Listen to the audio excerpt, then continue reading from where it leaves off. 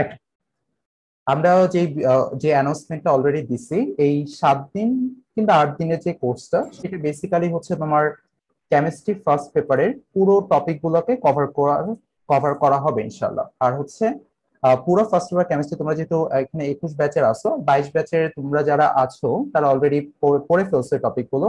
তো দেখা যাবে যে এই টপিক গুলো যখন আমরা আবার একটু দেখতেছি, যেহেতু এটা রিভিউ ক্লাস, তো বেসিক্যালি তোমাদের পুরো সিলেবাসটা একবার রিভিশন হয়ে যাবে। সেটাই হচ্ছে আমাদের এই ক্লাসগুলোর প্রচেষ্টা, এবং ক্লাসগুলো একটানা নেওয়া হচ্ছে 7 থেকে 8টা ক্লাসের মধ্যে। ইনশাল্লাহ আমরা ফুল ফার্স্ট পেপার কেমিস্ট্রিটা রিভিশন দিব। আর কয়েকটা কথা এখানে মাথায় রাখতে হবে, সেটা হচ্ছে ক্লাসগুলো রেগুলারলি করতে হবে। আচ্ছা, তো আমি একজনকে দেখছি অ্যানোটেশন ইউজ করছে স্ক্রিনে, আমি ডিসেবল করে দিই।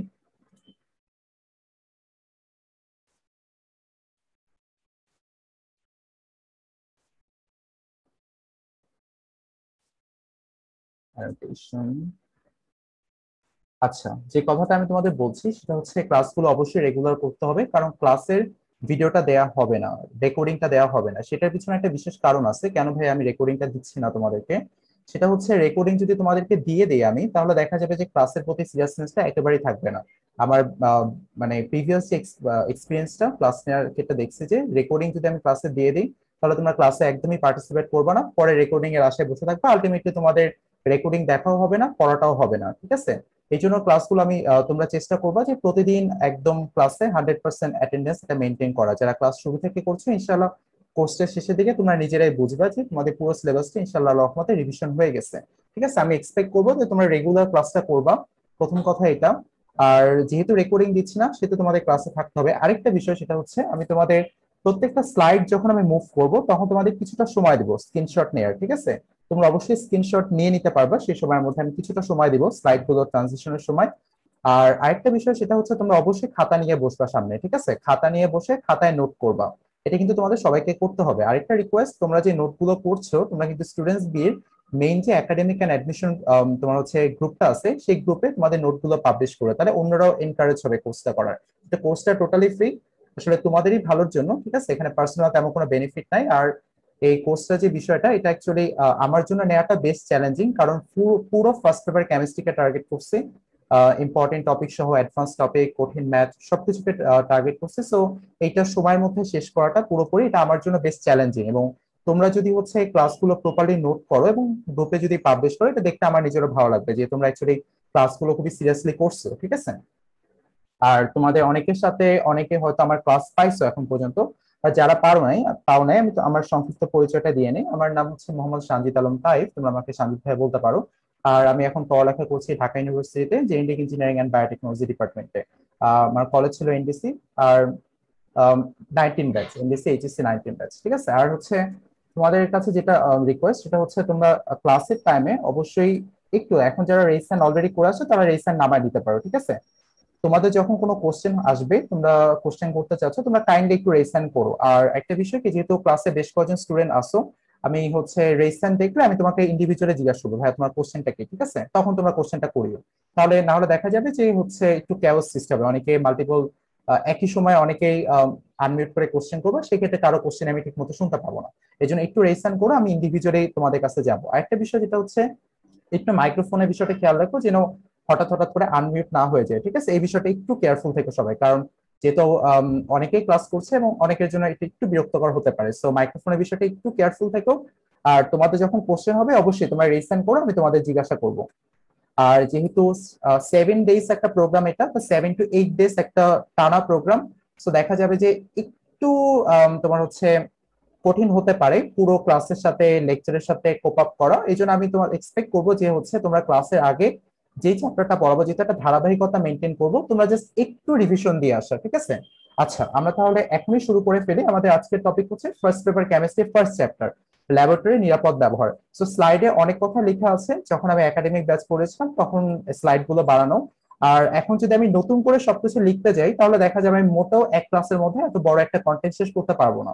সো তোমরা আশা করি এটা পজিটিভলি নিবা। স্লাইডে হয়তো কিছু স্লাইডে অনেক কথাই লেখা থাকবে, আমি পয়েন্টার ইউজ করে সুন্দর করে সেটা অ্যাডজাস্ট করে দেবো। বাট আমি যদি এখন স্ক্র্যাচ থেকে একদম শুরু থেকে লিখতে যাই, আমি মোটেও 1 ঘন্টা এটা শেষ করতে পারবো না। ঠিক আছে? সো কিছু কথা আমি নতুন করে লিখবো, সেটা অবশ্যই ম্যাথ করানোর সময় আমি নতুন করেই করাবো। আর কিছু কথা যেটা থিওরির পার্টটা সেটা আমি যেটা অলরেডি লেখা আছে স্লাইডে এটা থেকে না হয় বুঝাই দিলাম, যাতে হচ্ছে আমরা টাইমটা কভার করতে পারি, না হলে কিন্তু টাইম কভার করতে পারবো না। ঠিক আছে, তাহলে আমরা আমাদের লেকচারটা শুরু করি একদম ফার্স্ট স্লাইড থেকে, যেখানে আমরা মোল এর ধারণা নিয়ে কথা বলবো, মোল কনসেপ্ট নিয়ে কথা বলবো। সো মোল বের করা, আমরা 5টা ফর্মুলার সাথে অলরেডি পরিচিত হয়েছি। সো 5টা ফর্মুলা কি, এন হচ্ছে আমাদের সেই মোল, এন ইকুয়ালস টু বলতে পারি W by M, N equals to W by M, N equals to হচ্ছে আমাদের small N equals to capital N by N A, PV by R T, V divided by 22.4, আর হচ্ছে SV বা CV. আমি এই বিষয়গুলো প্রত্যেকটা পয়েন্টকে এক্সপ্লেন করবো, সো কেউ ধৈর্য হারা হয় না। দেখো এখানে অ্যাকচুয়ালি প্রথম সূত্রটা কিভাবে আসলো, আমাদের N equals to W by V, এই যে ডাব্লিউ বাই ভি এর যে বিষয়টা, এখানে ডাব্লিউ কিন্তু ভাইয়া গ্রাম এককে, আর এম হচ্ছে যেটা আণবিক ভর, এই আণবিক ভর হচ্ছে গ্রাম পার মোল এককে। তোমরা হয়তো কোশ্চেন করতে পারো ভাই আণবিক ভরের একক কোত্থেকে এলো। আসলে একক যখন আমি কোনো কিছুতে বলবো না তখন সেটা কোনো তাৎপর্য থাকে না, একক বললে জিনিসটা একটা তাৎপর্য থাকে। আমরা আণবিক ভর বলতে বুঝি আসলে এক মোলে কত গ্রাম আছে সেটাই, কিন্তু এটাই কিন্তু আণবিক ভর। আমরা যদি ধরো হচ্ছে সোডিয়াম কার্বনেটের আণবিক ভর বলি, তাহলে হচ্ছে আমরা এক মোলে কত, এক মোল সোডিয়াম কার্বনেটে কত গ্রাম সোডিয়াম কার্বনেট আছে সেটা বের করি। ঠিক আছে, সো আফটার অল আণবিক ভর বলতে আমরা বুঝি গ্রাম পার মোল, অর্থাৎ এক মোলে কত গ্রাম আছে। সো একটু ভালো করে খেয়াল করো ভাইয়া, আমরা যখন এই ডাব্লিউ বাই এম করতেছি, অর্থাৎ ডাব্লিউর একক তো গ্রাম, এই গ্রামকে যখন ভাই আমি গ্রাম পার মোল দিয়ে ভাগ করতেছি, তখন দেখো এই গ্রামটা, আচ্ছা কারণ মাইক্রোফোন অন হয়ে গেছে, আচ্ছা। সো এই গ্রামকে যদি আমি গ্রাম পার মোল দিয়ে ডিভাইড করি, তাহলে গ্রাম গ্রাম কাটা গিয়ে এই যে নিচের যে মোলটা আছে, দেখো এই যে এখানে দেখো, গ্রামকে যদি ভাই আমি গ্রাম পার মোল দিয়ে ভাগ করি, তাহলে গ্রাম গ্রাম কাটা গিয়ে মোলটা উপরে চলে যাচ্ছে। সো আলটিমেটলি কিন্তু আমি মোলে আনসার পাচ্ছি। সো আমাদের দরকার মোল, সেই মোলটা কিন্তু পেয়ে গেছি। কিভাবে পেলাম, যদি আমি প্রদত্ত ভরকে আণবিক ভর দিয়ে ভাগ করি, প্রদত্ত ভরের এককটা হচ্ছে গ্রাম আর আণবিক ভরের এককটা হচ্ছে গ্রাম পার মোল, যদি আমি গ্রামকে গ্রাম পার মোল দিয়ে ভাগ করি, তাহলে গ্রাম গ্রাম কাটা চলে যায় আর মোলটা উল্টায় গিয়ে উপরে চলে আসতেছে, শুধু মোলে আনসার পাচ্ছি। সো ডেফিনেটলি এটা কিন্তু মোলের একটা ফর্মুলা বলতে পারো, যে প্রদত্ত ভরকে আমি আণবিক ভর দিয়ে ভাগ করলে কিন্তু মোল পাচ্ছি। তুমি এই জিনিসটা কখনো মুখস্থ করার দরকার নেই, তুমি জাস্ট একটু মাথা খাটাবা যে আমার প্রদত্ত ভর দিয়ে আছে, সেখান থেকে মোলে কনভার্ট করতে বলছে, তাহলে কি আমি আণবিক ভরকে দিয়ে গুণ করবো নাকি ভাগ করবো। তো চিন্তা করো, প্রদত্ত ভর ধরো তোমার এক্স গ্রাম আছে, এখন এক্স গ্রামের সাথে তুমি আণবিক ভর দিয়ে যদি গুণ করো, আণবিক ভরের এককটা কিন্তু গ্রাম পার মোল, অর্থাৎ এক মোলে কত গ্রাম, যদি গ্রাম পার মোল দিয়ে ভাগ করো, তাহলে কিন্তু তোমার আলটিমেটলি গ্রাম গ্রাম কাটা যাচ্ছে না, মোল অ্যান্সার পাচ্ছ না। ভাগ করলেই কিন্তু গ্রাম গ্রাম কাটা গিয়ে মোলে অ্যান্সারটা আসতেছে। তো এই জন্য কিন্তু আমাদের ফর্মুলাটা এইভাবেই হচ্ছে। তারপরে আমাদের এন বাই এন এ কিভাবে হচ্ছে, আমরা জানি এন এ, এই যে এন সাবস্ক্রিপ্ট এ, এই এ দ্বারা অ্যাভোগাড্রো নাম্বার বোঝানো হয়। এই এন এর বিষয়টা হচ্ছে 6.022 ইন্টু 10⁻23 সংখ্যককে বোঝানো হয় এন এ। তাহলে এটা হচ্ছে আমাদের অ্যাভোগাড্রো নাম্বার, সেটা অ্যাভোগাড্রো সংখ্যক অণু পরমাণু বা আয়ন হতে পারে। তাহলে এন এ যদি ভাই এক মোল হয়, মানে এন এর এই যে নাম্বারটা 6.022 বা 6.023 যেটাই বলো আর কি, ইন্টু 10⁻23, এই নাম্বারটা আমাদের এক মোল যদি হয়, তাহলে একটা হবে মানে জাস্ট এটা এত, মানে এন এ যদি এক মোল হয়, তাহলে ওয়ান হবে তোমার one by N A mole, just ঐকিক নিয়ম। তাহলে এন সংখ্যক বললে এন এ বাই মানে এন বাই এন এ হচ্ছে, তাহলে ঐকিক নিয়ম জাস্ট ফলো করলাম। এন এ যদি এক মোল হয়, একের জন্য হবে হচ্ছে ওয়ান বাই এন এ, তাহলে এন এর জন্য হবে এন বাই এন এ মোল, তার মানে এন সংখ্যক। সো অ্যাকচুয়ালি এইভাবে কিন্তু আমরা মোল সংখ্যা বের করতে পারি। আর পিভি বাই আর টি তোমাদের অলরেডি জানা আছে, আমাদের আদর্শ গ্যাস ফর্মুলা হচ্ছে পিভি ইকুয়ালস টু এন আর টি, এটা হচ্ছে আমাদের আদর্শ গ্যাস ফর্মুলা। সেই আদর্শ গ্যাস ফর্মুলাতে এন কে এক পাশে রেখে এই আর টি কে লেফট সাইডে পাঠিয়ে দিলে পিভি বাই আর টি চলে আসতেছে। সো এই যে আমাদের পিভি বাই আর টি আর ভি বাই 22.4, এই দুটো ফর্মুলা আমরা গ্যাসের ক্ষেত্রে ব্যবহার করি। সো এই ফর্মুলাটা কোথেকে আসলো আমি যদি তোমাদের একটু দেখাই, আমাদের সবার জানা আছে যে এসটিপি হচ্ছে স্ট্যান্ডার্ড টেম্পারেচার এন্ড প্রেসার, আদর্শ তাপমাত্রা এবং চাপ। এই আদর্শ তাপমাত্রা হচ্ছে ভাই 0°C বা 273 কেলভিন, 0°C প্লাস 273 কেলভিন, আর প্রেসার হচ্ছে 1 অ্যাটমসফিয়ার। ঠিক আছে, এটা হচ্ছে আমাদের এসটিপি এর কন্ডিশন। আর আমরা জানি যে এসটিপি তে 1 মোল গ্যাস 22.4 লিটার আয়তন দখল করে, এটা কিন্তু আমাদের সবার জানা আছে, এসটিপি তে 1 মোল গ্যাস 22.4 লিটার আয়তন দখল করে। তাহলে আমি যদি তোমাদের কোশ্চেন করি যে হচ্ছে ধরো 44 22.4, তো আমরা ধরো 44.8 লিটার, তাহলে এখন এসটিপি তে 44.8 লিটারে কত মোল আছে। সো কি করবো, আমরা জানি যে 1 লিটার যদি হচ্ছে তোমার 1 মোল যদি 22.4 লিটার নেয়, তাহলে বেসিক্যালি আমরা যদি 22.4 দিয়ে ভাগ করি এটাকে, তাহলে কিন্তু আমি মোল পেয়ে যাচ্ছি। 1 মোলের জন্য 22.4 লিটার, তাহলে 2 মোলের জন্য 44.8 লিটার, জাস্ট 22.4 কে 2 দিয়ে গুণ করলাম আমরা। সো জাস্ট তাহলে কি করতেছি, উপরে আমরা আয়তন, প্রদত্ত আয়তন যেটা অ্যাকচুয়ালি লিটার এককে, কারণ 22.4ও তোমার লিটার এককে আছে, সো ডেফিনেটলি এটাও তোমার লিটার এককই হবে। আর এখানে এসটিপি হচ্ছে স্ট্যান্ডার্ড টেম্পারেচার এন্ড প্রেসার, আদর্শ তাপমাত্রা এবং চাপ, যেখানে তাপমাত্রা হচ্ছে 0°C এবং চাপ হচ্ছে তোমার 1 অ্যাটমসফিয়ার। তাহলে জাস্ট এই প্রদত্ত আয়তনকে যদি আমি আমাদের আদর্শ আয়তন দিয়ে ভাগ করি, যেটা 22.4 এই ক্ষেত্রে, তাহলে আমরা মূল সংখ্যা পেয়ে যাচ্ছি। তাহলে এটাও কিন্তু গ্যাসের ক্ষেত্রে। আরেকটা কেস হতে পারে যদি তোমার actually standard ambient temperature and pressure দেওয়া থাকে। Standard ambient temperature and pressure, যেখানে টেম্পারেচার হচ্ছে তোমার 25°C, 25°C বা 298 কেলভিন, যেখানে প্রেসার অলওয়েজ 1 অ্যাটমসফিয়ার। এই ক্ষেত্রে আমাদের 1 মোল গ্যাস আয়তন দখল করে 24.789 লিটার। এক্ষেত্রে 22.4 লিটার, আর 25°C 24.789 লিটার। এই জিনিসটা অলরেডি জানা আছে। যদি আমাদের ভি লিটার তোমার এখানে এসএটিপি বলা থাকে, তাহলে সেই ক্ষেত্রে আমি মোল বের করবো 24.789 দিয়ে ডিভাইড করে দিয়ে, তখন সেক্ষেত্রে এইভাবে মোল আসতেছে আমাদের। আর আরেকটা ভাবে আমরা মোল বের করতে পারি, সেটা হচ্ছে ঘনমাত্রা ইনটু আয়তন। সেক্ষেত্রে আমাদের ঘনমাত্রা বা কনসেন্ট্রেশন, আমরা যেটা জানি ঘনমাত্রা বা কনসেন্ট্রেশন, সেটার একক হচ্ছে মোল পার লিটার। এই মোল পার লিটারকে যদি তুমি লিটার ইউনিট দিয়ে গুণ করে দাও, তাহলে মোলটা পড়ে থাকতেছে লিটার পার লিটার, আর লিটার গুণ হয়ে কিন্তু ভ্যানিশ হয়ে যাচ্ছে। So ultimately S M into V বা এস ইন্টু ভি, তোমরা হয়তো এসভি হিসেবে চিনো বা সিভি, যেইভাবেই তোমরা এটার সাথে পরিচিত হও। আমরা ঘনমাত্রাকে এস দ্বারা রিপ্রেজেন্ট করি, আমরা সি দ্বারা রিপ্রেজেন্ট করতে পারি, আমরা এম দ্বারা রিপ্রেজেন্ট করতে পারি, অনেকগুলো অ্যালফাবেট দ্বারা অ্যাকচুয়ালি রিপ্রেজেন্ট করা হয়েছে। সো তুমি এস বলো আর যাই বলো, সি বলো, আফটার এটা ঘনমাত্রা, যার একক হচ্ছে মোল পার লিটার। ঘনমাত্রাকে অনেকগুলো এককে প্রকাশ করা যায়, আমরা এখানে মোলারিটি এককটা ব্যবহার করছি এক্ষেত্রে।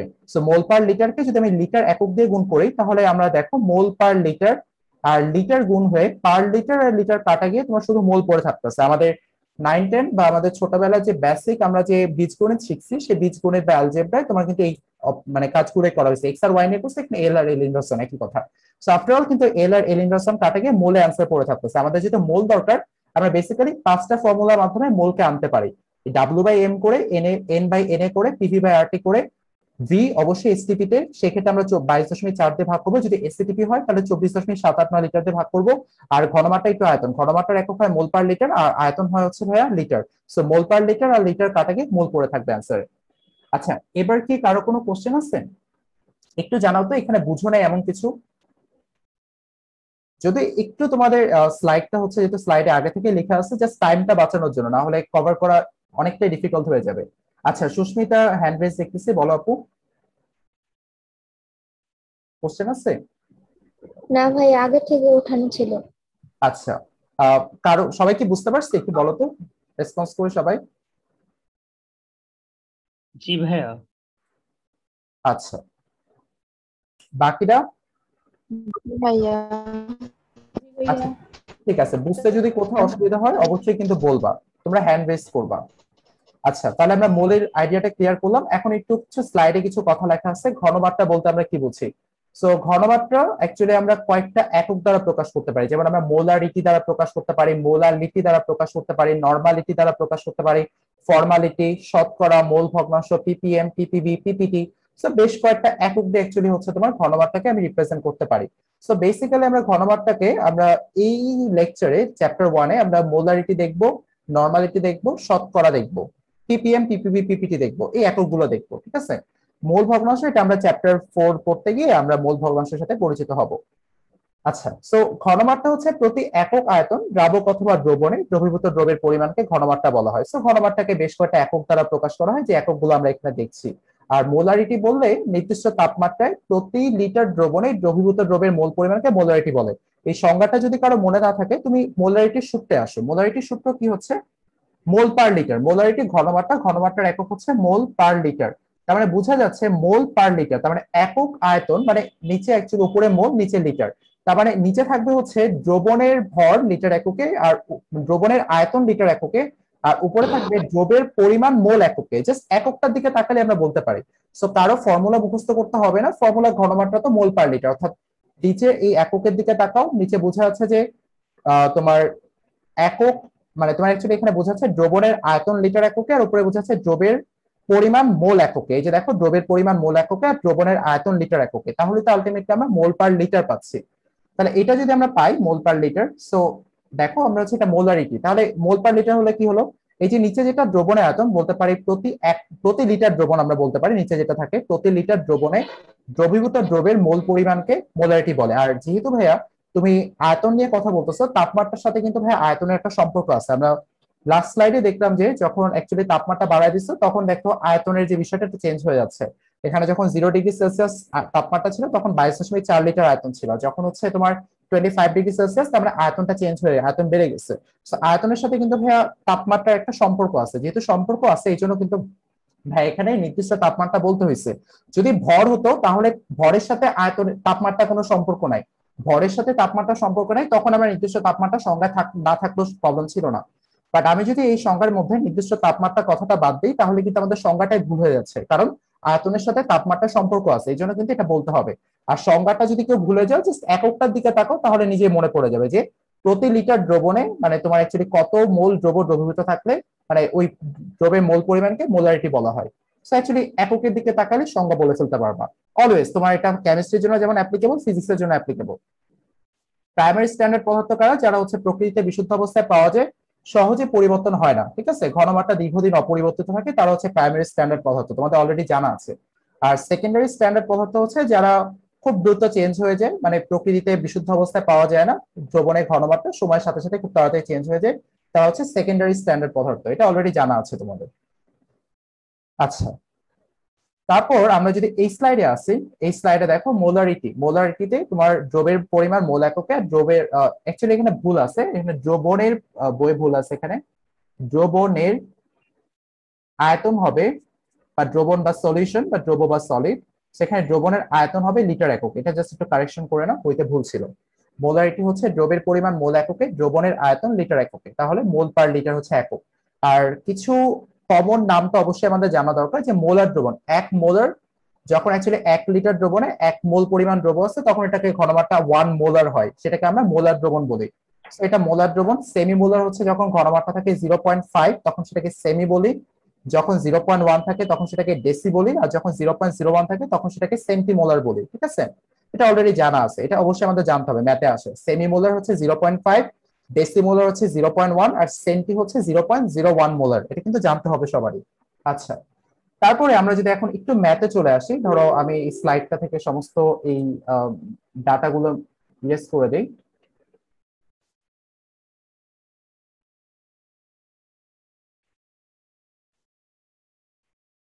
আচ্ছা, তো এইখানে আমরা যদি একটু দেখি 300 সিসি দ্রবণে, একটা সেকেন্ড আমি একটু দাঁড়াও।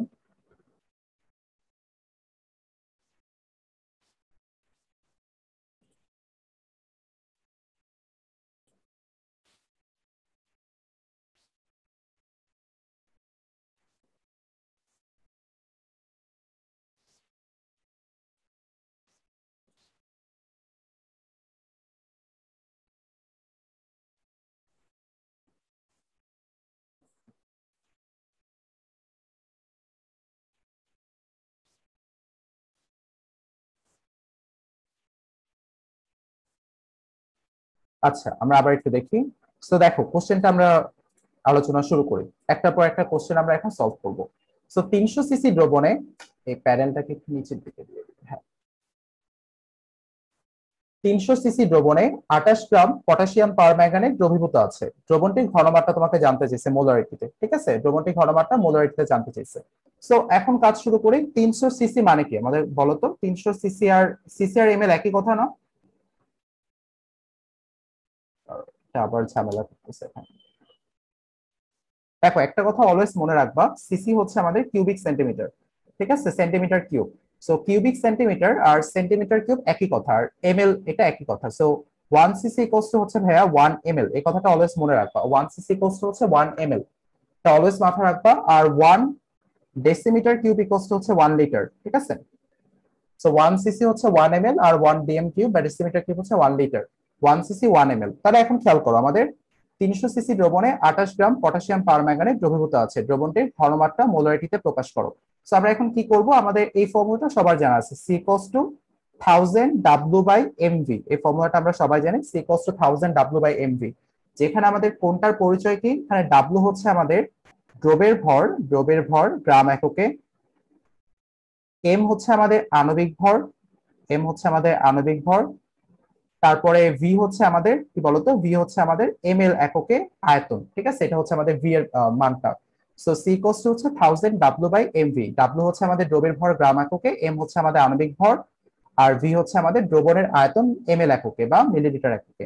সো এই ফর্মুলাটা কোত্থেকে আসলো? আমাদের যদি fundamental C equals to N by V mole per litre, তাহলে উপরে থাকবে মোল, নিচে থাকবে লিটার, মানে দ্রবণের আয়তন অ্যাকচুয়ালি। সো এই এন কে আমরা লিখতে পারি ভাইয়া ডাব্লিউ বাই ভি, এন কে আমরা লিখতে পারি ডাব্লিউ বাই ভি, আর sorry sorry W by M, এটা হচ্ছে আমাদের এন, এই এন কে সাবস্টিটিউট করে আমরা লিখতে পারি ডাব্লিউ বাই এম, আর ভি তো লিটার একক এখানে, তাহলে আমরা লিখতে পারি ভি এম এল বাই 1000। তাহলে বেসিক্যালি লিটারকে আমি এম এল এ কনভার্ট করে ফেললাম, ভি এম এল বাই 1000। তাহলে আমরা এখানে যেটা লিখতে পারি, দেখো একটু উল্টায় যাবে, তোমার উল্টায় গেলে 1000 ডাব্লিউ হয়ে যাচ্ছে উপরে, উপরে হয়ে যাচ্ছে আমাদের 1000 ডাব্লিউ, আর নিচে হচ্ছে আমাদের ভি এম ভি, ঠিক আছে? ভি অবশ্যই আমাদের এম এল এককে, আর এম হচ্ছে আমাদের আণবিক ভর, তাহলে 1000 ডাব্লিউ বাই এম ভি। তাহলে দেখো তো আমাদের সবগুলো ডেটা দেওয়া আছে এখানে।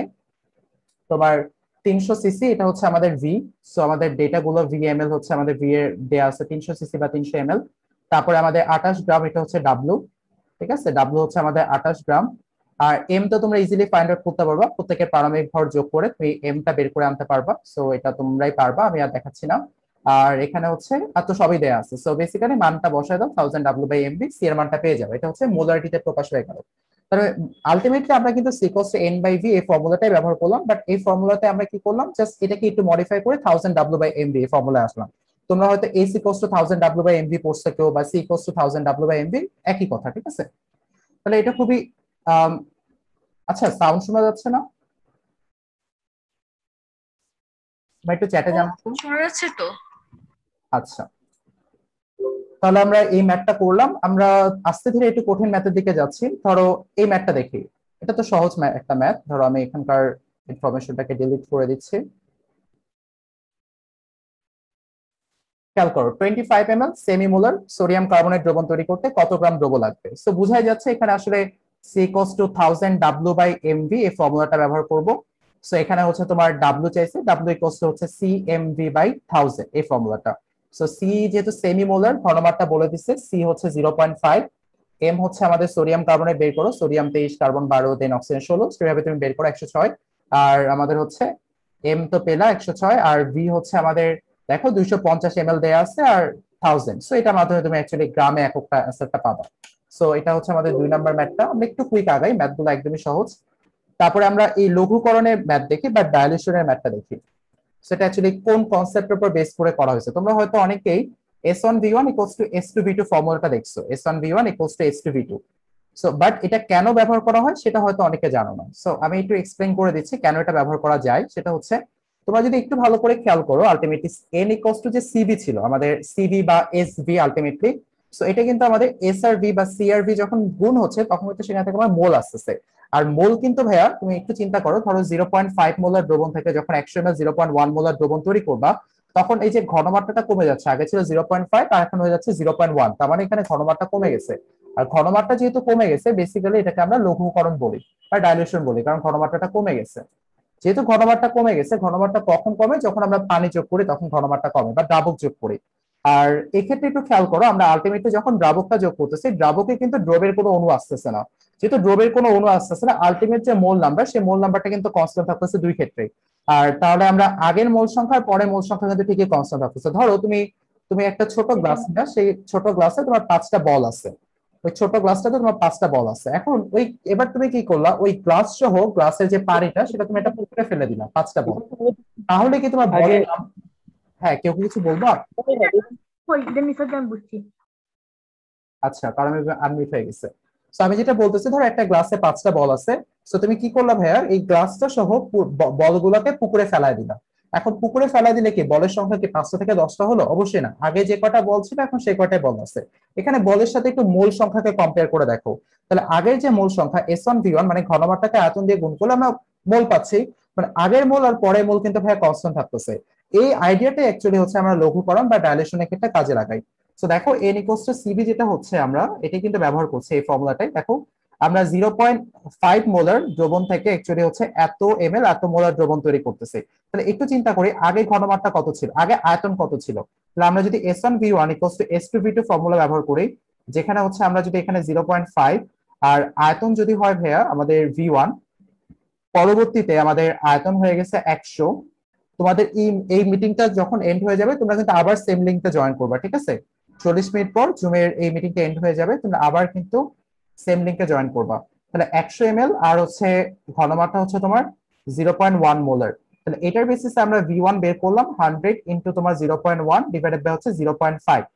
এটা কাজটা করে কিন্তু আমরা সহজে V1 টা বের করে ফেলতে পারবো। সো V1 টা বের করে দেখে আমাদের কত আসে, 100 ইনটু 0.1 ডিভাইডেড বাই হচ্ছে 0.5। সো আলটিমেটলি কিন্তু আমরা 20 ml পাচ্ছি। তাহলে খেয়াল করো, আমাদের শুরুতে যখন অ্যাকচুয়ালি 0.5 মোলার ছিল ঘনমাত্রা, তখন আয়তন ছিল 20 ml। এর পরবর্তীতে যখন আয়তন হয়ে গেল 0.1 মোলার, তখন মানে ঘনমাত্রা হয়ে গেল 0.1 মোলার, তখন আয়তন হচ্ছে 100 ml। সো কিভাবে হয়েছে, মানে আমি কিভাবে 0.5 মোলার দ্রবণ থেকে এটা তৈরি করলাম? সো এক্সপ্লেনেশনটা খুবই সহজ। আমি যদি এখানে 80 ml দ্রাবক যোগ করি, 100 থেকে 20 বিয়োগ করো, আমরা যদি এখানে 80 ml দ্রাবক যোগ করি, 80 ml দ্রাবক যোগ করলে কিন্তু 0.5 মোলার যে ঘনমাত্রার যে দ্রবণটা আছে সেই ঘনমাত্রাটা কমে গিয়ে তোমার কিন্তু 0.1 মোলার হয়ে যাচ্ছে। সো এইভাবে কিন্তু আমি তৈরি করতেছি, জাস্ট এই দ্রবণের সাথে 80 ml দ্রাবক যোগ করলেই আমার এই 0.5 মোলার দ্রবণ থেকে 100 ml 0.1 মোলার দ্রবণ তৈরি হচ্ছে। বাট এই যে 80 ml দ্রাবক যোগ করতেছে, আমি কিন্তু এখানে দ্রব্যের বা সলিডের কোনো অণু পরমাণু যোগ করি নাই। যেহেতু যোগ করি নাই, ওটা তো সেমই থাকবে, মানে আগের মোল আর পরের মোল সেম থাকবে। এটার বেসিসে কিন্তু হচ্ছে তোমার এই লঘুকরণ বা ডাইলিউশন সূত্রটা এখানে আমরা ব্যবহার করি। এটাকে আমরা লঘুকরণ সূত্র বলে থাকি, বা তোমার হচ্ছে ডাইলিউশন ফর্মুলা বলতে পারো, লঘুকরণের ইংলিশটা। So S1V1 equals to S2V2, যেখানে আগের মোল আর পরের মোলটা কনস্ট্যান্ট থাকতেছে। সবার এই লজিকটা ক্লিয়ার? ম্যাথটা সহজ, বাট লজিকটা বোঝাটা এখানে ইম্পর্টেন্ট। একটু হ্যান্ড রেজ করতে পারো ক্লিয়ার হলে, বা চ্যাটেও লিখতে পারো যে ভাই এখন পর্যন্ত যা যা আলোচনা করছেন তা বুঝতে পারছি। একটু চ্যাটে জানাও তো জি সবাই। ভাইয়া ক্লিয়ার, ভাই আচ্ছা, ক্লিয়ার। Okay, thank you. আমরা একটু ফাস্ট যাচ্ছি, আসলে কিছু করার নেই। সেই ক্ষেত্রে তোমরা একটু ক্লাসের সাথে সাথে সবাই মানে কনসেন্ট্রেশন প্রপার রাখার ট্রাই করো, তাহলেই হবে। এখন এই ম্যাথগুলো আমরা আস্তে আস্তে কঠিন ম্যাথের দিকে যাচ্ছি। সহজ আগে তো সহজ ম্যাথ, তারপরে কঠিন ম্যাথের দিকে আমরা এগিয়ে যাচ্ছি। তাহলে দেখো, এখন যেটা নিয়ে কথা বলতেছি সেটা হচ্ছে 25 ml সোডিয়াম কার্বনেট দ্রবণ প্রশমিত করতে 18.5 ml 0.2 মোলার HCl ব্যবহার করা হলো। সোডিয়াম কার্বনেটের ঘনমাত্রা মোলারিটিতে নির্ণয় করো। দেখো এসিড ক্ষার প্রশমন বিক্রিয়া, বা এটাকে আরো স্পেসিফিক ভাবে বলে এসিড ক্ষার টাইট্রেশন বলা যায়। টাইট্রেশন শব্দটা আমি এখনো এই ক্লাসে ফার্স্ট ইন্ট্রোডিউস করলাম তোমাদের সাথে, এটা আমি কিছুক্ষণের মধ্যে বুঝাই দিব টাইট্রেশন জিনিসটা কি। তোমরা অলরেডি পারো, বাট আমি আরেকবার একটু বলে দিব। তো যেহেতু সোডিয়াম কার্বনেট একটা ক্ষার এবং HCl হচ্ছে একটা অ্যাসিড, এদের মধ্যে রিঅ্যাকশন করাতে হবে আগে আমাদের। এই ধরনের বিক্রিয়াগুলো, এই ধরনের কোশ্চেন গুলোতে অবশ্যই আমাকে রিঅ্যাকশন করতে হবে। তো সোডিয়াম কার্বনেট আর HCl এর মধ্যে রিঅ্যাকশন হলো, তো সমতাও কিন্তু করতে হবে পারফেক্টলি। তাহলে এখানে আলটিমেটলি আমরা কি পাচ্ছি দেখো তো, এখানে পাচ্ছি হচ্ছে সোডিয়াম ক্লোরাইড পাচ্ছি, আর এখানে পাচ্ছি কার্বনিক অ্যাসিড। আর কার্বনিক অ্যাসিড খুবই দুর্বল একটা অ্যাসিড, খুবই মানে আনস্টেবল একটা অ্যাসিড। আনস্টেবল হওয়ার কারণে বা অস্থিতিশীল হওয়ার কারণে কার্বনিক অ্যাসিড এই ফর্মেটে থাকবে না। সেই কার্বনিক অ্যাসিড ভেঙে গিয়ে কার্বন ডাইঅক্সাইড এবং ওয়াটার তৈরি করবে, ঠিক আছে? এটা খুবই অস্থিতিশীল একটা কম্পাউন্ড বা যৌগ। সো এটা এই ফর্মেটে থাকবে না, এটা হচ্ছে পানি এবং কার্বন ডাইঅক্সাইড তৈরি করবে। তো আমরা সেটাই দেখতেছি, কার্বনিক অ্যাসিডকে এখানে পানি এবং কার্বন ডাইঅক্সাইড ভেঙে যেতে দেখতেছি। তাহলে আমরা একটু সমতা করি, এখানে সোডিয়াম আছে দুইটা, তো এখানে 2 দিয়ে দিই। তাহলে এখানে ক্লোরিন দুটা হয়ে গেল, এখানে 2 যোগ করি। ঠিক আছে, আলটিমেটলি আমাদের মোটামুটি একটা সমতা হয়ে গেছে। ঠিক আছে, কার্বন একটা, সো একটাই আছে, আর এখানে ওয়াটার হচ্ছে পারফেক্টলি হয়ে গেছে। এদিকে হাইড্রোজেন দুইটা, তো সেখানে দুইটা আছে, আর অক্সিজেন যোগ করে দেখো এখানে 3টা আছে, এখানে অ্যাকচুয়ালি একটা, আর এখানে 2টা। সো সবগুলো পরমাণুর সমতা হয়েছে। তো আমাদের সমতাকরণ বিক্রিয়াটা শেষ। আর এই ধরনের বিক্রিয়াগুলো যেখানে হচ্ছে পুরোপুরি মানে তোমার হচ্ছে আহ প্রশমন হয়ে যায়, এই বিক্রিয়াগুলোতে আমরা একটা ফর্মুলা ব্যবহার করি। সেই ফর্মুলাটা হচ্ছে, একটু দেখো ফর্মুলাটা আমাদের MAVA by MBVB equals to হচ্ছে NA বাই NB। এই ফর্মুলাটা আমরা ব্যবহার করতেছি। MAVA divided by MBVB equals to হচ্ছে NA বাই MB। সো এখানে কার পরিচয় কি, MA বুঝতে পারতেছো, সাবস্ক্রিপ্ট A দিয়ে বোঝাচ্ছে এখানে অ্যাসিডের কনসেন্ট্রেশন বা ঘনমাত্রা, আর এখানে সাবস্ক্রিপ্ট A দিয়ে বোঝাচ্ছে অ্যাসিডের ভলিউম বা আয়তন। এখানে MB দ্বারা বোঝাচ্ছে বেসের বা ক্ষারের হচ্ছে ঘনমাত্রা, ক্ষারের আয়তন। আর NA হচ্ছে আমাদের অ্যাসিডের সহগ আর ক্ষারের সহগ, মানে একটা সমতাকৃত বিক্রিয়া অ্যাসিড এবং ক্ষারের সহগ। সো দেখো কি কি হিসাব দেওয়া আছে এখানে, সোডিয়াম কার্বনেটের পরিমাণ দেওয়া আছে, আয়তনে দেওয়া আছে। আচ্ছা তোমরা একটু জানাও তো, তোমরা কি এই ম্যাথটা কি এই ফর্মুলা ব্যবহার করে করছিলা সবাই? একটু জানো, আমরা দুইটা ফর্মুলা দেখবো, ঠিক আছে? ফর্মুলা ব্যবহার করে দেখবো, বা এই ফর্মুলাটা কোথা থেকে আসছে সেই বিষয়টা দেখবো, যে MAVA বাই MBVB। জি ভাইয়া, এই ম্যাথে এই সূত্র দিয়ে করছেন। আচ্ছা ঠিক আছে, তাহলে আমাদের পরিচয়গুলো দেখো। এখানে সোডিয়াম কার্বনেটের আয়তন দেয়া আছে, এটাকে আমরা VB বলবো, বা যেহেতু ক্ষার এটা বা বেস, সেটা হচ্ছে 25 ml। আর তোমার হচ্ছে HCl, তোমরা একটু চ্যাটে সবাই রেসপন্স করো, ঠিক আছে? তোমাদের রেসপন্স লাগবে। হয়তো ডিরেক্টলি তোমাদের শুনতে পারতেছি না সবার কথা, বাট চ্যাটে কিন্তু সবাই লিখবা, ঠিক আছে? বুঝতে পারতেছো কিনা? আচ্ছা, 18.5 ml এটা হচ্ছে আমাদের HCl এর আয়তন, সো VA এটা হচ্ছে আমাদের 18.5, সো এটাকে আমরা 18.5 ml বলতেছি। তারপর আমাদের হচ্ছে এই যে ঘনমাত্রা 0.2 মোলার, এটা HCl এর, সো এটাকে আমরা MA বলতেছি, 0.2 মোলার। আর এরপর দেখো আমাদের সোডিয়াম কার্বনেটের ঘনমাত্রা মোলারিটিতে চাইছে, তার মানে MB চাইছে। আর এখানে দেখো Na কত, Na হচ্ছে অ্যাসিডের সামনে যে সহগটা আছে বা কোএফিসিয়েন্টটা আছে, অ্যাসিডের কোএফিসিয়েন্টটা হচ্ছে 2, আর বেস বা ক্ষারের কোএফিসিয়েন্ট বা সহগটা হচ্ছে 1, সো এটা হচ্ছে NB, এটা হচ্ছে আমাদের 1। সো এই ভ্যালুগুলো জাস্ট এখানে বসায় দাও, তোমার MB এর মানটা চাইছে, MB এর মানটা ইজিলি বের করে আনতে পারবা। সো এটা হচ্ছে আমাদের একটা ফর্মুলা। কিন্তু তোমাদের সাথে আজকে একটু ডিসকাস করবো এই ফর্মুলাটা কিভাবে আসলো। তুমি একটু চ্যাটে জানাও তো সবাই কিভাবে করছো কিনা ম্যাথটা, সবার কাছ থেকে প্রপার রেসপন্স পাচ্ছি না। একটু সবাই চ্যাটে লেখো যে এই পর্যন্ত যা যা ডিসকাস করা হয়েছে সবাই বুঝছে কিনা একদম ক্লিয়ারলি। আচ্ছা, সবাই তাহলে এই ফর্মুলাটা ব্যবহার করছো, ঠিক আছে? তো এখন এইটা হয়তো তোমরা জানো না ফর্মুলাটা কিভাবে আসলো। আমরা যদি একটু ফর্মুলাটা দেখি যে এটার পিছনে লজিকটা কি, লজিকটা খুবই ক্লিয়ার, এখানে অলরেডি লেখা আছে, আমি এখান থেকে না হয় এক্সপ্লেন করে দিচ্ছি। সো দেখো, নর্মালি চিন্তা করো আমাদের যখন সালফিউরিক অ্যাসিডের সাথে সোডিয়াম হাইড্রোক্সাইডের বিক্রিয়া হচ্ছে, তখন এখানে সোডিয়াম সালফেট লবণ তৈরি হচ্ছে আর পানি তৈরি হচ্ছে। সমতাপিত বিক্রিয়াতে সালফিউরিক অ্যাসিডের সামনে 1 ব্যবহার করছি, সোডিয়াম কার্বনেটের সামনে 2 ব্যবহার করছি, সোডিয়াম হাইড্রোক্সাইডের সামনে 2 দিচ্ছি। এখন দেখো এখানে বেসিক্যালি ঘটনাটা কি হচ্ছে, তুমি যদি একটু চিন্তা করো, ধরো সালফিউরিক অ্যাসিডের ঘনমাত্রা হচ্ছে Ma, আয়তন হচ্ছে Va, সোডিয়াম হাইড্রোক্সাইডের ঘনমাত্রা হচ্ছে Mb আর আয়তন হচ্ছে Vb। আচ্ছা, এখানে Vb হবে, Vb ঘনমাত্রা এমবি আর আয়তন হচ্ছে ভিবি। এখন দেখো, চিন্তা করে দেখো, তুমি একটা সালফিউরিক অ্যাসিড থেকে তুমি আসলে কয়টা এইচ প্লাস পাবা আলটিমেটলি, যখন আমাদের অ্যাসিড ক্ষার প্রশমন বিক্রিয়াটা বলতেছে, এই অ্যাসিড ক্ষার প্রশমন বিক্রিয়া কি সালফিউরিক অ্যাসিডের সাথে সোডিয়াম হাইড্রোক্সাইডের বিক্রিয়া হচ্ছে? না, মানে বেসিক ওটা হচ্ছে, বাট আসলে ভিতরে হচ্ছে এইচ প্লাস এর সাথে ওএইচ মাইনাস এর বিক্রিয়া। মানে ঘটনাটা হচ্ছে অ্যাসিড ক্ষার প্রশমন বিক্রিয়া যেটাই বলি আমরা, সেটা মানে অ্যাসিড ক্ষার প্রশমন বিক্রিয়াতে মেইনলি বিক্রিয়াটা হয় এইচ প্লাস এর সাথে ওএইচ মাইনাস এর বিক্রিয়াটা হয়। তাহলে আমরা যদি এটাকে একটু ভেঙে দেখি যে সালফিউরিক অ্যাসিড থেকে কয়টা এইচ প্লাস আসছে, একটা সালফিউরিক অ্যাসিড থেকে 2টা এইচ প্লাস আসে, সো 2টা এইচ প্লাস আসলে একটা সোডিয়াম হাইড্রোক্সাইড থেকে একটা ওএইচ মাইনাস আসে। সো তার মানে আমি বলতে পারবো যেহেতু সালফিউরিক অ্যাসিডের ঘনমাত্রা হচ্ছে এমবি, এমএ আর আয়তন হচ্ছে ভিএ, আমি যদি এই দুটাকে গুণ করি তাহলে আমি সালফিউরিক অ্যাসিডের মোল সংখ্যা পাবো, মোল নাম্বারটা পাবো, সালফিউরিক অ্যাসিডের মোল নাম্বারটা পাবো।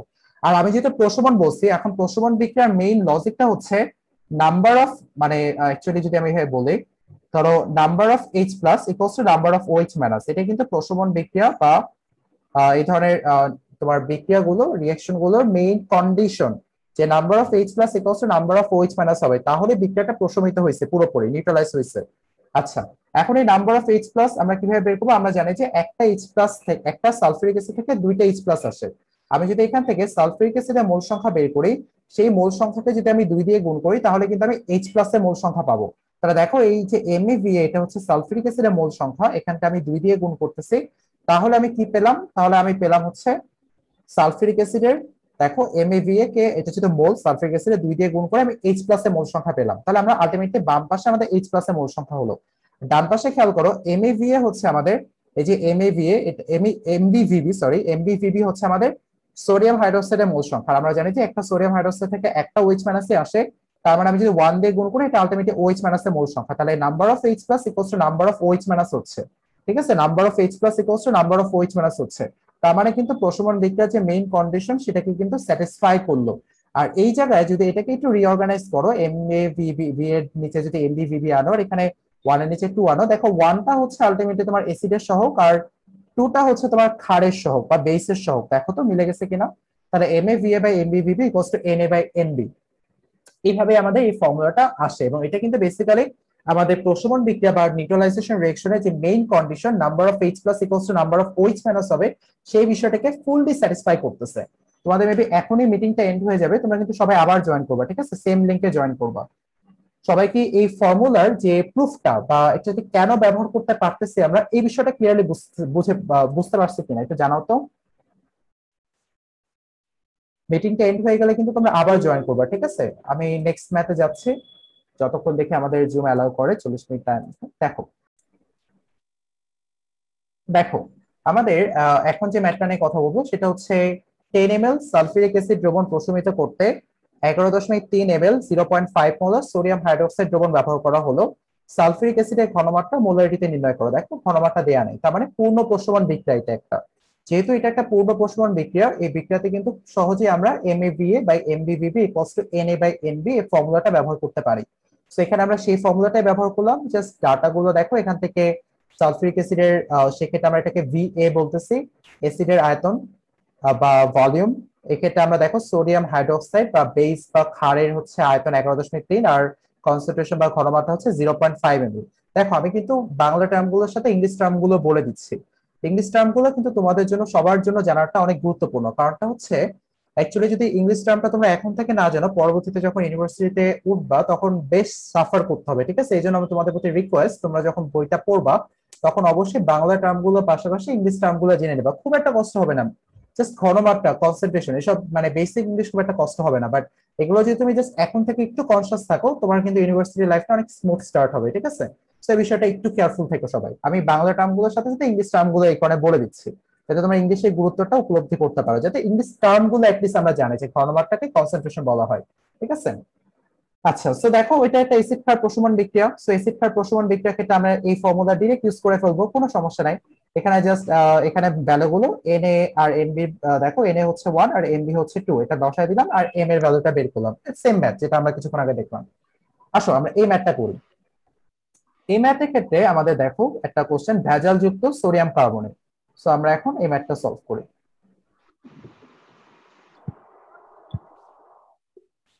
একটু খেয়াল করো ম্যাথে আমাদের কি বলা হয়েছে। ভেজালযুক্ত সোডিয়াম কার্বনেটের 12.5 গ্রাম নমুনাকে পানিতে দ্রবীভূত করে 300 ml দ্রবণ তৈরি করা হলো। মানে আমাদের যে দ্রবণটা আছে, 300 ml যে সলিউশনটা আছে বা দ্রবণটা আছে, সেই 300 ml এ ভেজালও আছে আর পিওর সোডিয়াম কার্বনেটও আছে। ভেজাল বলতে কি সেটা সোডিয়াম কার্বনেট না। সো অ্যাকচুয়ালি ভেজাল আর পিওর বিশুদ্ধ দুইটা মিলাই আমাদের এই 12.5 গ্রাম, যেটা হচ্ছে তোমার এই 12.5 গ্রাম 300 ml দ্রবণ অ্যাকচুয়ালি তৈরি হয়েছে। সো এই 300 ml দ্রবণে কতটুকু বিশুদ্ধ সোডিয়াম কার্বনেট আছে সেটা আমরা জানি না, এটা আমাদের বের করতে হবে। বের করলে না আমরা অ্যাকচুয়ালি হচ্ছে ভেজালের শতকরা পরিমাণ বের করতে পারবো। তাহলে আমরা একটু চিন্তা করে দেখি, উক্ত দ্রবণের 20 ml নমুনা, উক্ত দ্রবণ কোনটা? সোডিয়াম কার্বনেটের যে 150 ml, সেই 150 ml থেকে আমি 20 ml নিয়ে নিলাম এখানে। সো উক্ত দ্রবণের 20 ml নমুনা ব্যবহার করে 12.5 ml 0.1 মোলার HCl কে প্রশমিত করা হলো। এখন সোডিয়াম কার্বনেটে ভেজালের শতকরা পরিমাণ নির্ণয় করো। দেখো কোশ্চেনটা খুবই সহজ। আমাদের এই যে উক্ত দ্রবণের 20 ml নমুনা, এই 20 ml নমুনা ব্যবহার করে আমরা এটাকে প্রশমিত করলাম। প্রশমিত করে এখন বের করতে পারবো যে এই যে নমুনাটা আছে সোডিয়াম কার্বনেটে, নমুনার ভর কত বা ঘনমাত্রা কত, সেটা কিন্তু আমরা বের করতে পারবো। কিভাবে পারবো? দেখো রিঅ্যাকশনটা আমাদের সোডিয়াম কার্বনেট প্লাস হচ্ছে আমাদের HCl। সো এদের মধ্যে বিক্রিয়া করলে আমাদের এখানে তৈরি হচ্ছে সোডিয়াম ক্লোরাইড। আর আমাদের যেহেতু বললাম কার্বনিক অ্যাসিড খুবই মানে অস্থিতিশীল একটা কম্পাউন্ড, তো কার্বনিক অ্যাসিড ভেঙে গিয়ে তোমার H2O প্লাস CO2 তৈরি হবে। সেটাই হলো এখানে 2 দাও, এখানে 2 দিয়ে ব্যালেন্স করে ফেলো। সো এরপর তুমি এই 20 ml দিয়ে বের করো। সো আমরা কাজ শুরু করি। ধরো এখানে হচ্ছে তোমার যেহেতু আমাদের এটা বের করতে হবে, সো এটা আমরা জানি না ঘনমাত্রাটা সোডিয়াম কার্বনেট, এখানে MbVb বাই MaVa ইনটু তোমার হচ্ছে Mb বাই Na, ঠিক আছে? এখন আমরা কি করব, এই Mb টা বের করব। তাহলে এখন Mb টা বের করার জন্য just Mb by Na into হবে, কারো মেবি মাইক্রোফোন অন হয়ে গেছে, একটু অফ করো। এটা ডিভাইডেড বাই হচ্ছে Vb। তাহলে দেখো এখন এখানে জাস্ট ভ্যালু গুলো বসায় দাও। Nb এর ভ্যালুটা হচ্ছে আমাদের 1, Nb এর ভ্যালুটা 1 আর N এর ভ্যালুটা হচ্ছে 2। আচ্ছা আমি তোমাকে মিউট করে দিচ্ছি।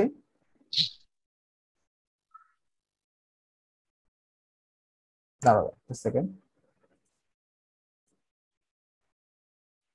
দেখো এখানে Nb এর ভ্যালুটা হচ্ছে 1 আর N এর ভ্যালুটা হচ্ছে 2 আর MaVa, তাহলে MaVa এর ভ্যালুটা যেটা MaVa, সো এই যে দেখো অ্যাসিডটা 12.5 ইনটু 0.1 ডিভাইডেড বাই হচ্ছে তোমার Vb হচ্ছে 20 ml। সো এইটার সাহায্যে আমি একটু ঘনমাত্রাটা বের করি। ঘনমাত্রাটা দেখো কত আসে, হাফ ইনটু তোমার 12.5 ইনটু 0.1 ডিভাইডেড বাই হচ্ছে 20।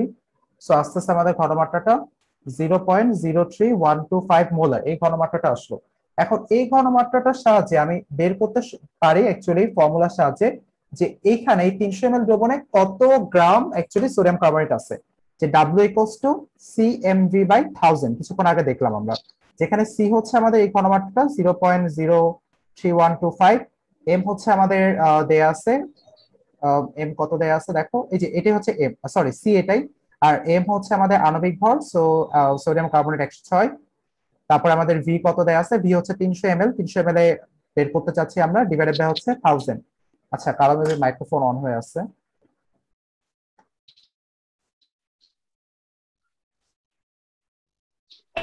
দাঁড়াও একটা সেকেন্ড।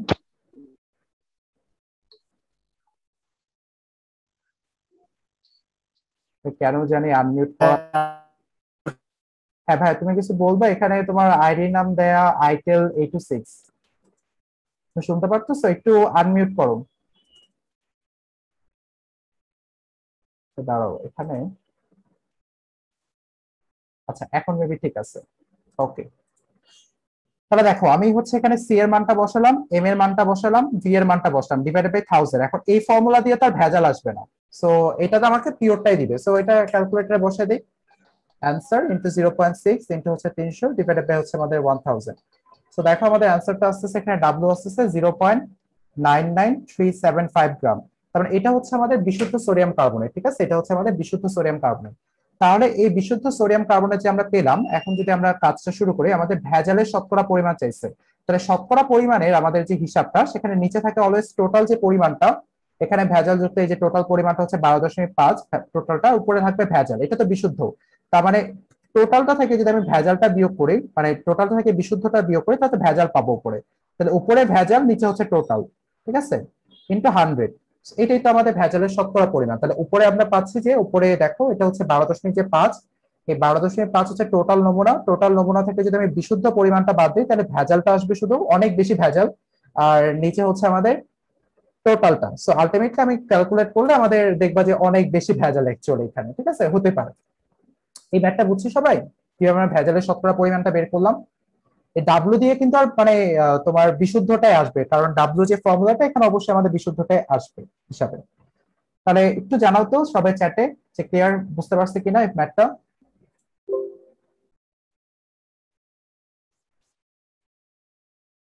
একটু সবাই চ্যাটে লিখি।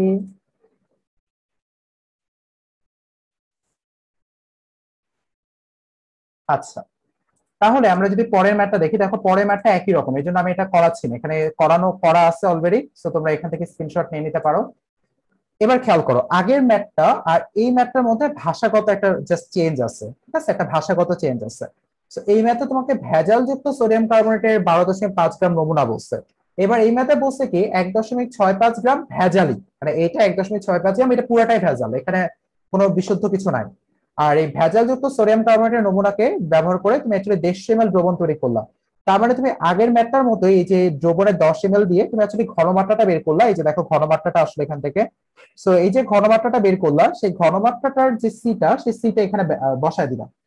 সো আমরা দেখো এই যে এখানে ঘনমাত্রা বের করছি, এই ঘনমাত্রা বের করার পর W equals to C M V by 1000, এই যে ঘনমাত্রাটা এই যে 150 ml দিয়ে আমরা বের করলাম। সরি, এখানে আমরা ঘনমাত্রা বের করলাম 10 ml দিয়ে।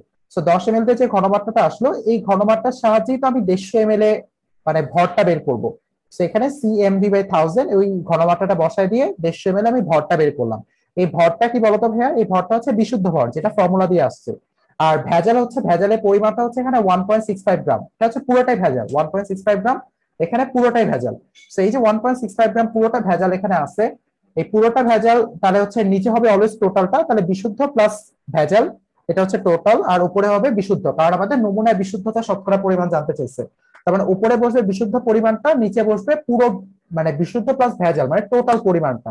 আবার যে যে শতকরা পরিমাণ বের করতে বলে, সেই শতকরা পরিমাণে অলওয়েজ যেটা হয়, সেটা হচ্ছে উপরে থাকে বিশুদ্ধ বা বিশুদ্ধ পরিমাণটা, নিচে থাকে টোটাল পরিমাণটা। So এটা কিন্তু এখানে আমরা করছি, যেহেতু বিশুদ্ধতা শতকরা পরিমাণ বলছে, বিশুদ্ধ হচ্ছে তোমার যেটা ফর্মুলা দিয়ে আসছে সেইটা, নিচে হচ্ছে টোটালটা। সো এটা আশা করি সবাই বুঝতে পারছে। আচ্ছা, আহ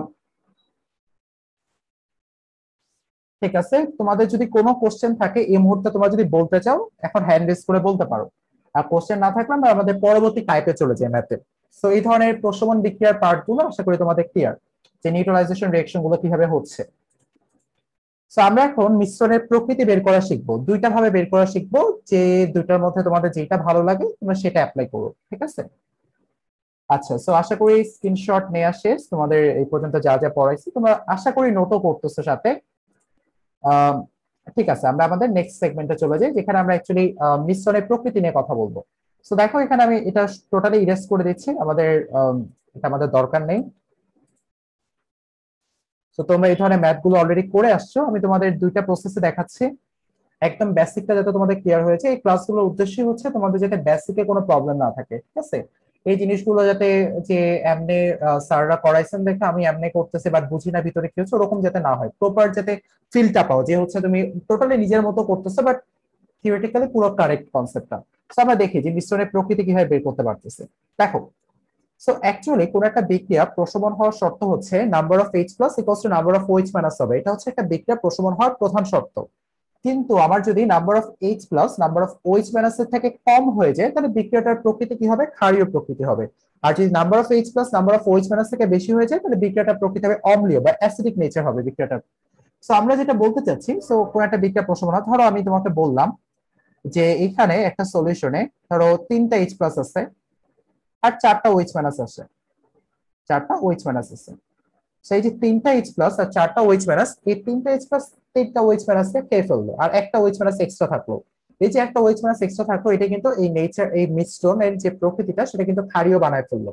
তার মানে আমাকে বের করে দেখাতে হবে যে নাম্বার অফ এইচ প্লাস বেশি, নাম্বার অফ ওএইচ মাইনাস বেশি। সো এটা একটা ওয়ে পসিবল হয় বের করার।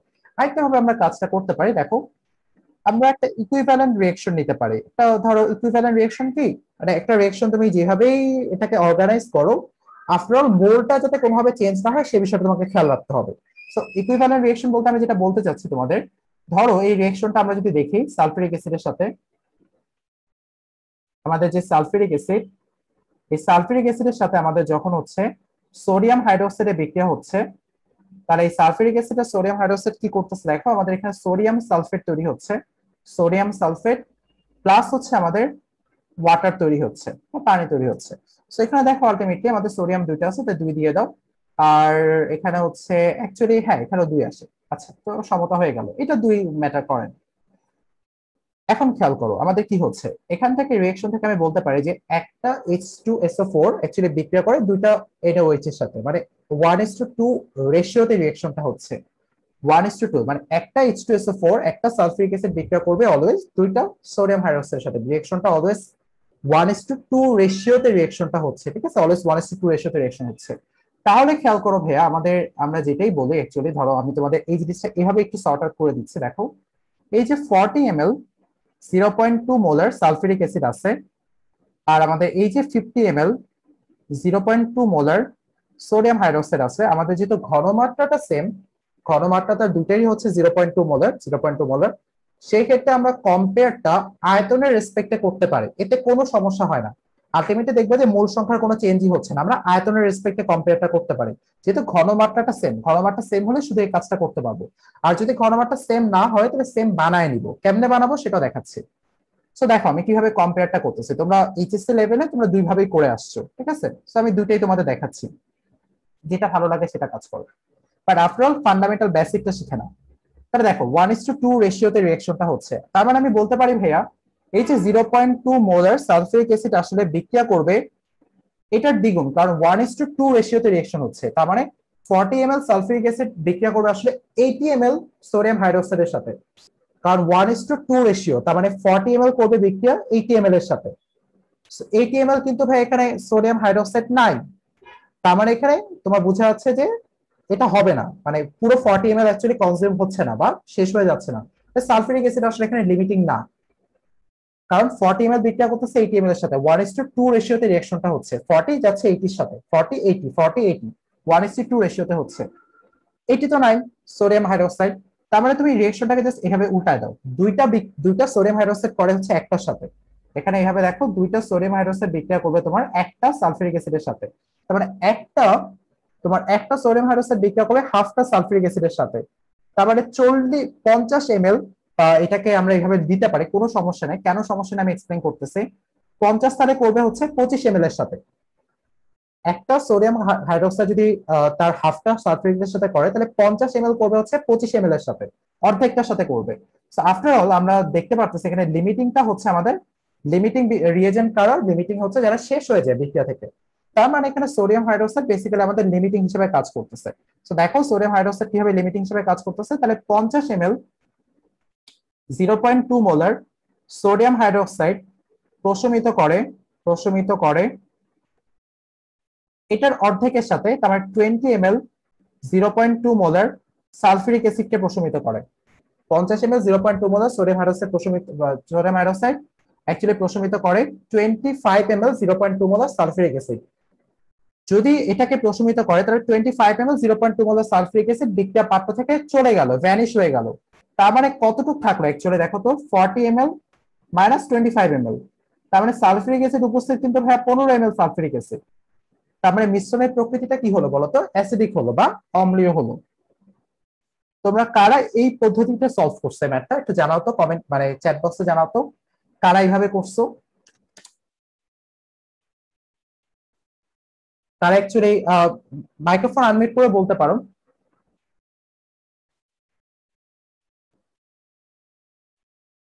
আচ্ছা, নাজনীন পারভিন আপু রিপ্লাই দিছো। আচ্ছা, হ্যাঁ অবশ্যই আরেকবার বুঝাই দেবো, কোনো সমস্যা নাই। আর কে কে এইভাবে করছো? নাইম হাসান রিপ্লাই দিছো। হ্যাঁ, সো এখন তোমাদের আমি আরেকবার একটু এটা বলি, একজন বলছো ভাইয়া। সো দেখো 1:2 রেশিওতে রিঅ্যাকশন হচ্ছে, তার মানে আমি যদি 40 ml সালফিউরিক অ্যাসিডের কথা চিন্তা করি তাহলে 40 ml সালফিউরিক অ্যাসিড প্রশমিত করবে 80 ml সোডিয়াম হাইড্রোক্সাইডকে। ঘনমাত্রা সেম হলে শুধুমাত্র আমি এই কম্পারিজনটা করতে পারবো, না হলে করতে পারবো না। এখন আমি তাহলে দেখো, তাহলে এখানে বোঝা যাচ্ছে যে 80 ml যেহেতু সোডিয়াম হাইড্রোক্সাইড নাই, তাহলে সালফিউরিক অ্যাসিড এখানে লিমিটিং না। তাহলে কি হচ্ছে বিষয়টা, তাহলে লিমিটিং হচ্ছে আসলে সোডিয়াম হাইড্রোক্সাইড। আমরা এখানে একটু দেখো, সোডিয়াম হাইড্রোক্সাইড 50 ml একটা করতেছে সোডিয়াম হাইড্রোক্সাইড অর্ধেকটা সালফিউরিক অ্যাসিডের সাথে, তার মানে 50 ml করবে 25 ml এর সাথে। তাহলে যদি 25 ml এর সাথে করে তাহলে 40 থেকে 25 বাদ দাও, 15 ml সালফিউরিক অ্যাসিড আসছে, মানে মিশ্রণের প্রকৃতি হচ্ছে অ্যাসিডিক। সো এই কম্পারিজনটার বেসিসটা কি, কেন এভাবে করতে পারতেছে? সো আলটিমেটলি আমরা আরেকটা প্রসিডিউর দেখি, তাহলে আমরা বুঝতে পারবো যে কেন এভাবে করতেছে। সো এটা করা আছে, আমি এখানে আবার নতুন করে করাচ্ছি না, কারণ এটা তোমাদের অলরেডি জানা আছে। সো এটা আমি আর নতুন করে লিখতেছি না, দেখো সেম ম্যাথটা আমি আরেকটা প্রসিডিউরে করলাম। আচ্ছা, সেই প্রসিডিউরটা কি? তোমরা অনেকেই বলছো ভাইয়া হ্যাঁ এভাবে করছে। আচ্ছা ওকে, সো এই জায়গায় খেয়াল করো আমরা এই ম্যাথটা কিভাবে করতেছি। 40 ml 0.2 মোলার সালফিউরিক অ্যাসিড দ্রবণে 50 ml 0.2 মোলার সোডিয়াম হাইড্রোক্সাইড দ্রবণ মিশ্রিত করা হলো, মিশ্রণের প্রকৃতি নির্ণয় করে, সেম ম্যাথ। এবার আমি করবো ম্যাথটা মোল সংখ্যা দিয়ে। তার মানে আমাদের অ্যাকচুয়ালি যেহেতু ঘনমাত্রা এবং আয়তন দেওয়া আছে, আমি সালফিউরিক অ্যাসিডের মোল সংখ্যা বের করতে পারবো যে সিভি। আর এখানে আয়তনটাকে অবশ্যই লিটারে কনভার্ট করে নিতে হবে, না হলে কিন্তু আমাদের মোলে আসবে না, কারণ মোল পার লিটার, এই মোল পার লিটার যে বিষয়টা, পার লিটার কাটা গেল না কিন্তু, ঠিক আছে, সেক্ষেত্রে মাইক্রোমোল হবে যদি আমরা এমএল দিয়ে কাজটা করি। এই জন্য আমাদের এই এমএলটাকে কনভার্ট করে লিটারে নিতে হচ্ছে। সো লিটারে নিলাম যাতে মোলের মানে মোলারের মোল পার লিটারে পার লিটার আর লিটার কাটা চলে যায়। সো এটা করে আমরা মোল বের করলাম সালফিউরিক অ্যাসিডের। আর আমরা জানি যে ভাইয়া একটা সালফিউরিক অ্যাসিড থেকে দুইটা H+ আসে, তার মানে 8 × 10⁻³ মোল সালফিউরিক অ্যাসিড থেকে এটা দ্বিগুণ পরিমাণ H+ আসবে। এটা খুবই স্বাভাবিক কথা, কারণ 1:2 মানে একটা সালফিউরিক অ্যাসিড থেকে ভাইয়া দুইটা H+ আসে, তার মানে এত মোল সালফিউরিক অ্যাসিড থেকে এটার দ্বিগুণ পরিমাণ H+ আসবে, সেটাই আসলো। আসার পর দেখো ঘটনাটা কি হচ্ছে। আর সেম ভাবে ওই NaOH বের করি, তাহলে NaOH এত আসলো, তোমার 10 × 10⁻³ এত মোল আসলো। আর একটা NaOH থেকে একটা OH- আসে, সো এটাই। সো দেখো আমাদের number of H+ number of OH- থেকে বেশি হয়ে গেছে। সো বিয়োগ করে দেখলাম যে অ্যাকচুয়ালি এখানে H+ কত আছে, H+ এর মোল সংখ্যা হচ্ছে 6 × 10⁻³ মোল H+ আছে। তার মানে H2SO4 থাকবে এটার অর্ধেক। 6 × 10⁻³ মোল H+ যদি থাকে কোন একটা রিঅ্যাকশনে, আমরা জানি যে একটা H2SO4 থেকে দুইটা H+ আসে, তার মানে H+ এর অর্ধেক এটা হবে। দেখো তাহলে এটা হবে 3 × 10⁻³ মোল H2SO4। তার মানে বিক্রিয়া শেষে আলটিমেটলি আমাদের যেহেতু H+ অবশিষ্ট থাকতেছে, তার মানে বিক্রিয়ার প্রকৃতি অবশ্যই আমাদের অ্যাসিডিক বা অম্লীয় প্রকৃতি, এটা নিয়ে কোনো সন্দেহ নাই। এটা আমরা এইভাবে দেখাতে পারি যে নাম্বার অফ H+ এখানে থাকতেছে। সো আফটার অল এইটা আর এইটার মধ্যে ডিফারেন্সটা কোথায়? একই তো কথা ভাইয়া। দেখো তোমরা যদি এখান থেকে মোলটা বের করো, এখানে 15 ml 0.2 molar 15 ml 0.2 molar sulphuric acid. So এখান থেকে মোলটা বের করে দেখো তো সালফিউরিক অ্যাসিডের 15 ml 0.2 মোলার। সো 15 যেহেতু ml, আর সো এই ml কে আমাকে লিটারে কনভার্ট করতে হবে। সো ml কে লিটারে কনভার্ট করলাম 10⁻³ দিয়ে, আর 0.2 আলটিমেটলি আমাদের কত হচ্ছে 15 ইনটু তোমার এটা হবে হচ্ছে আমাদের জানা আছে 3 × 10⁻³। সো তোমরা ক্যালকুলেটরের কাজ করলে দেখবা যে এটা আসলে 3 × 10⁻³ হচ্ছে। এটাকে জাস্ট তুমি এক কাজ করতে পারো যে এটাকে তুমি লিখতে পারো 10⁻⁻1। সো -1 করলে এখানে পাচ্ছ 30 ইন্টু 10⁻⁴। এটাকে 30 থেকে এটাকে 3 করো, যেহেতু এটাকে তুমি 10 ঘর কমায় দিছো, সো এটাকে 10 ঘর বাড়ায় দিবা। সো 10 ঘর বাড়ায় দিলে 10⁻³ হলো। সো এত মোল হলো। তাহলে দেখো এই ক্ষেত্রে আমার যে সালফিউরিক অ্যাসিডের যে মোল সংখ্যাটা আসলো, এখানেও কিন্তু ভাই একই মোল সংখ্যায় আসলো, ঠিক আছে। সো দেখো আফটার অল কিন্তু তুমি যেভাবে ম্যাথটা করো, ম্যাথটা কিন্তু এন্ড রেজাল্ট যে মোলের যে ধারণাটা, মোলের যে পরিমাণটা, সেটা কিন্তু দুই কন্ডিশনে দুই ওয়েতেই সেম থাকতেছে। সবাই কি বুঝছি এই কথাটা? একটু রেসপন্স করি তো। আচ্ছা তোমরা চ্যাটে কি বলতেছো আমি বুঝতেছি না। আচ্ছা এস এস কি হয়েছে? কারো কি মাইক্রোফোন আনমিউট হয়ে যাচ্ছে এটা নিয়ে? আচ্ছা একটু সবাই রেসপন্স করো তো, ক্লিয়ার হয়েছে কিনা এই পর্যন্ত। আচ্ছা তাহলে দেখো তুমি অ্যাকচুয়ালি যেই প্রসেসেই করো সেই প্রসেসেই কিন্তু তোমার আলটিমেট যে মোলের যে ধারণাটা, সেটা কিন্তু তোমার মোলটা কনজার্ভ থাকতেছে, কনস্ট্যান্ট থাকতেছে, এখানে চেঞ্জ হচ্ছে না।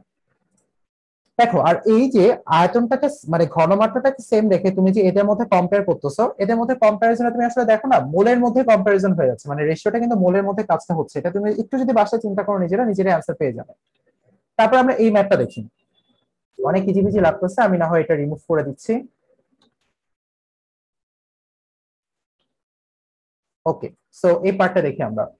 এই পার্টে কি বলছে, 60 ml m/5 সোডিয়াম কার্বনেট দ্রবণ প্রশমিত করতে 80 ml 0.2 মোলার HCl ব্যবহার করা হলো। মিশ্রণের প্রকৃতি নির্ণয় করতে বলছে, মিশ্রণটির অম্ল বা ক্ষারের ঘনমাত্রা বের করতে বলছে, আর মিশ্রণটি প্রশমিত না হলে পূর্ণ প্রশমনের জন্য কতটুকু ডেসিমোল সালফিউরিক অ্যাসিড অথবা সোডিয়াম হাইড্রোক্সাইড দরকার। সো আমরা তিনটা পার্টি করে ফেলে, একদমই সহজ পার্টটা। সো খেয়াল করো ভাইয়া, এখানে 60 ml m/5 মানে m/5 মানে অ্যাকচুয়ালি 1/5 m। সো 1/5 মানে 0.2 m, সো বেসিক্যালি একই কথা 0.2 m। So 60 ml 0.2 m sodium carbonate, আর এখানে 80 ml 0.2 m HCl। সো দেখো আমাদের রিঅ্যাকশনটা, সোডিয়াম কার্বনেটের সাথে HCl এর রিঅ্যাকশনটা আলটিমেটলি আমাকে দিচ্ছে সোডিয়াম ক্লোরাইড প্লাস হচ্ছে H2O plus carbon die oxide. So সমতা করো বিক্রিয়াটা। সো সমতা করে ফেললাম আমরা, ঠিক আছে। আচ্ছা সমতা করার পর আমরা যখন এই দেখতেছি 1:2 রেশিওতে রিঅ্যাকশনটা হচ্ছে, তার মানে 60 ml 0.2 মোলার সোডিয়াম কার্বনেট প্রশমিত করবে 60 এর দ্বিগুণ, দেখো 1:2, তার মানে 120 ml 0.2 মোলার HCl। কিন্তু তাহলে এখানে তো আর 120 ml নাই, তার মানে লিমিটিং অবশ্যই সোডিয়াম কার্বনেট না। এখানে খেয়াল করো আমাদের কি হচ্ছে, এখানে যেহেতু 80 ml করতেছে, তার মানে 80 ml প্রশমিত করবে 40 ml সোডিয়াম কার্বনেটকে, কারণ দেখো 2:1 রেশিও। তার মানে 80 করবে 40 এর সাথে, 2:1 80 করবে 40 এর সাথে, 80 এর অর্ধেকের সাথে। তার মানে তোমার বিক্রিয়া শেষে অ্যাকচুয়ালি উপস্থিত থাকতেছে তোমার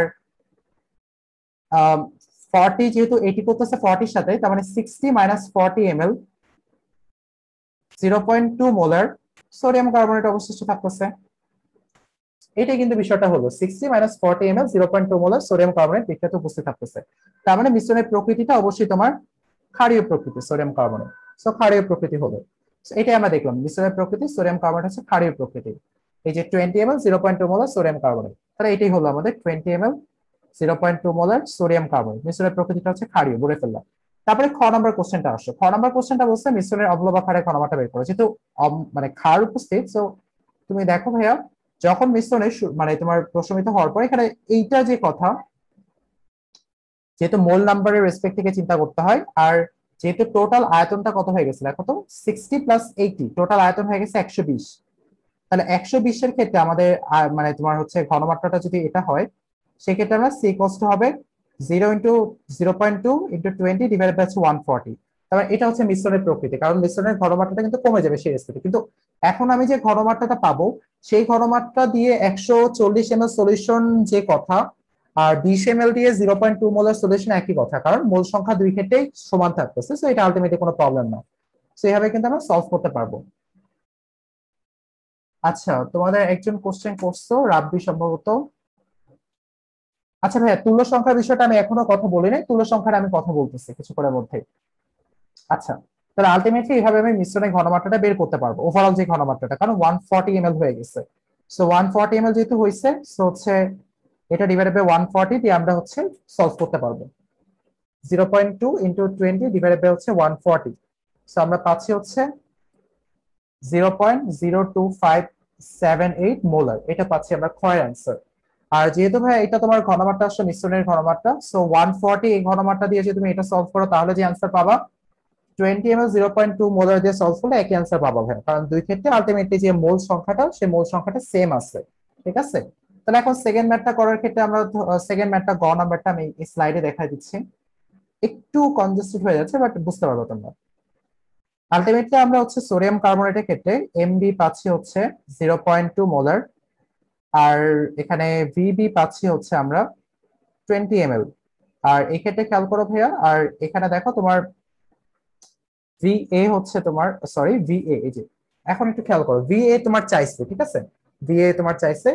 তো যেহেতু আমাদের মিশ্রণের প্রকৃতি হচ্ছে তোমার তোমার হচ্ছে ক্ষারীয়, তার মানে অবশ্যই আমাদের সালফিউরিক অ্যাসিড এখানে ব্যবহার হবে, তার মানে অ্যাকচুয়ালি ভিএটা বের করতে বলছে কতটুকু লাগবে।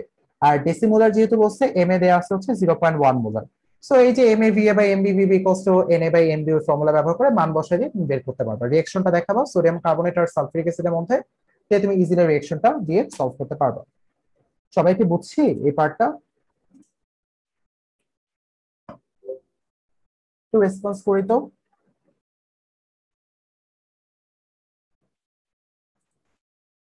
আচ্ছা, সেম ভাবে ভাইয়া আমরা এই ম্যাথটাও করতে পারবো, সেম জাস্ট ওই ম্যাথটা সেকেন্ড পার্টে যে 20 ml 0.2 দিয়ে আমরা সলভ করছি, এই যে যেটা আমি বললাম তখন, এটাই সেটা 20 ml 0.2 মোলার সোডিয়াম কার্বনেট দিয়ে, এই যে এইটাই। তারপরে আমরা এই ম্যাথটা সেম, আমাদের যেহেতু ঘনমাত্রাটা সেম নেই, এই জাস্ট এই পার্টটা দেখা আজকে ক্লাসে এন্ড করে দিচ্ছি, ইনশাআল্লাহ নেক্সট ক্লাসে বাকি পার্টটা নিয়ে কথা বলবো। তুল্য সংখ্যার আইডিয়াটা সামনে ক্লাসে ক্লিয়ার করবো সবার, ঠিক আছে? আচ্ছা, তাহলে দেখো আমরা মূল সংখ্যাকে সমান কিভাবে করব, যদি আমাদের সমান না থাকে কম্পারিজনটা কেমনে করব। যেমন এই ম্যাথটা কেটে দেখো 30 ml m/3, তুমি যদি একটা কাজ করো ভাইয়া, এই যে 30 ml, এই যে এখানে আছে 30 ml m/3 সালফিউরিক অ্যাসিড বলতে যে কথা, তুমি যদি এই যে 1/3 কে 30 এর সাথে গুণ করে দাও তাহলে পাবা 10 ml পাবা। জাস্ট 30 ইন্টু 1/3 তুমি পাচ্ছ ভাইয়া 10 ml, তাহলে 10 ml 1 মোলার একই কথা, এই যে এটা কিন্তু 1 মোলার হয়ে যাচ্ছে। মানে তুমি এখান থেকে যে মোলটা পাবা, তুমি যখন এই 1/3 কে এটার সাথে গুণ করে দিয়ে 1 মোলার বানায় দিবে, এটাকে একই মোল পাবা। এটা কিভাবে, কোন লজিকের বেসিসে আমি এটা করতে পারতেছি সেটা আমি তোমাদের দেখাই দিই অবশ্যই। কারণ আজকে মানে আমাদের যে কোর্সটা ছোট একটা কোর্স, এই কোর্সে আমার টার্গেটটা হচ্ছে তোমাদের কেমিস্ট্রি বেসিকটাকে ক্লিয়ার করে দেওয়া, তোমাদের কেমিস্ট্রি যে জায়গাগুলোতে মেইনলি ঝামেলা হয় সেখানে যেন কোনো কনফিউশন না থাকে সেই বিষয়গুলোকে হাইলাইট করা। সো অ্যাকচুয়ালি আমি ট্রাই করবো প্রত্যেকটা কোশ্চেনের আনসার দেওয়া তোমাদের, যে বিষয়গুলোতে প্র্যাকটিক্যালি তোমাদের সমস্যা থাকে, যে এটা কেমনে হলো, আমরা ইকুইভ্যালেন্স সলিউশন এটা কেমনে লিখতাম ভাইয়া, এটা বোঝান। সো দেখো এই যে 30 ml 30 ml m/3 মোলার আমাদের সালফিউরিক অ্যাসিড যে কথা, 10 ml 1 মোলার সালফিউরিক অ্যাসিড একই কথা। কিভাবে একই কথা আমরা একটু চিন্তা করে দেখি ভাইয়া। তো এই যে একই কথা বললাম, এই একই কথাটা হচ্ছে দুই পাশে মোল সংখ্যাটা সেম আছে অ্যাকচুয়ালি, এই জন্য আমরা একই কথা বলতে পারবো। কিভাবে মোল সংখ্যাটা সেম আছে, তো দেখান ভাই এটা কেমনে লিখতেন আপনি। তো দেখো আমরা যখন মোল সংখ্যা বের করতেছি তখন কিভাবে কাজটা করতেছি, 30 ml কে লিটারে কনভার্ট করো ইন্টু তোমার ঘনমাত্রা, এই যে 1/3, এটা তোমাকে মোল সংখ্যা দিচ্ছে। এবার ভাইয়া তুমি যদি এক কাজ করো, এই যে এটা তো লিটার ইন্টু তোমার এটার একক লিটার আর এটার একক হচ্ছে মোলার। এবার তুমি ভাই একটা কাজ করো, এই 1/3 কে লিটারের মধ্যে ঢুকায় দাও, যেহেতু গুণ আছে তুমি জাস্ট জায়গা চেঞ্জ করছো আর কিছু নেই, এটা তো করাই যায়, গুণ আছে না, তুমি জাস্ট জায়গাটা চেঞ্জ করছো। তাহলে এখানে তুমি 1 রেখে 1/3 কে এর মধ্যে ঢুকাই দিলা, এতর মধ্যে ঢুকাই দিলা, আর এখানে এত লিটার রাখলা না হয়, তাহলে এটা 1 পড়ে থাকলো এখানে, তাহলে এটা 1 মোলার পড়ে থাকলো। তাহলে দেখো তো এটা হয়ে গেল কি তোমার 10 ইন্টু 10⁻³ লিটার ইন্টু 1 মোলার। এখন এইটাকে তুমি এমএল বলে, এটাকে 10 ml বলতে পারো, 10 ml 1 মোলার। এই যে দেখো 10 ml 1 মোলার, দেখলা এটাই লজিক, যে ভিতরে আমি গুণ করলাম কেমনে, তার লজিকটা এইটাই। আমি গুণের মধ্যে তো স্থান চেঞ্জ করতেই পারি, দুটার জায়গা তো চেঞ্জ করতে পারি। সো আফটার অল তোমাকে এই বাম পাশ এবং ডান পাশে যে মূল সংখ্যাটা আছে সেটা কনস্ট্যান্ট রাখতে হবে। দেখো বেসিক্যালি তোমার কনস্ট্যান্ট আছে, সবাই বুঝতে পারছি এই লজিকটা? তো জানাও তো, ক্লাসে অ্যাটেন্ডেন্স কমে যাচ্ছে, বুঝলাম না কেন। বাকিরা একটু জানাও তো, বুঝতে অসুবিধা হলে ক্লাস থেকে চলে যাওয়াটা অবশ্যই সলিউশন না, ক্লাসে থেকে জিজ্ঞেস করাটা সলিউশন, ঠিক আছে? তো একটু জানাও তো সবাই। আচ্ছা, কারণ এই ক্লাসগুলো কিন্তু ভাইয়া মানে যথেষ্ট চ্যালেঞ্জিং, যেটা আমি শুরুতে বললাম, মানে যথেষ্ট স্ট্রেসের ক্লাস। কারণ পুরো একটা চ্যাপ্টারকে একটা ক্লাসে আমি কভার দিচ্ছি। সো তোমাদের কাছে রিকোয়েস্ট থাকবে তোমরা ক্লাসগুলো রেগুলার করবা, ক্লাসের শুরু থেকে শেষ পর্যন্ত থাকবে, ইনশাল্লাহ অনেক ভালো কিছু শিখতে পারবে। ঠিক আছে, তোমরা নিজেরাই বুঝবা যে অ্যাকচুয়ালি হচ্ছে অনেক জিনিস হয়তো তোমাদের আইডিয়াটা ক্লিয়ার ছিল না, সবকিছু ক্লিয়ার করে দেওয়ার চেষ্টা করবো আমি ক্লাসে। আর তোমাদের কাছে আরেকটা যেটা রিকোয়েস্ট, তোমরা ক্লাসের পর অবশ্যই তোমাদের ক্লাসের নোটটা আমাদের স্টুডেন্টস বিন মেইন গ্রুপে শেয়ার করবা, ঠিক আছে, যাতে তোমাদের ফ্রেন্ডরাও ইন্সপায়ার হয়। আচ্ছা,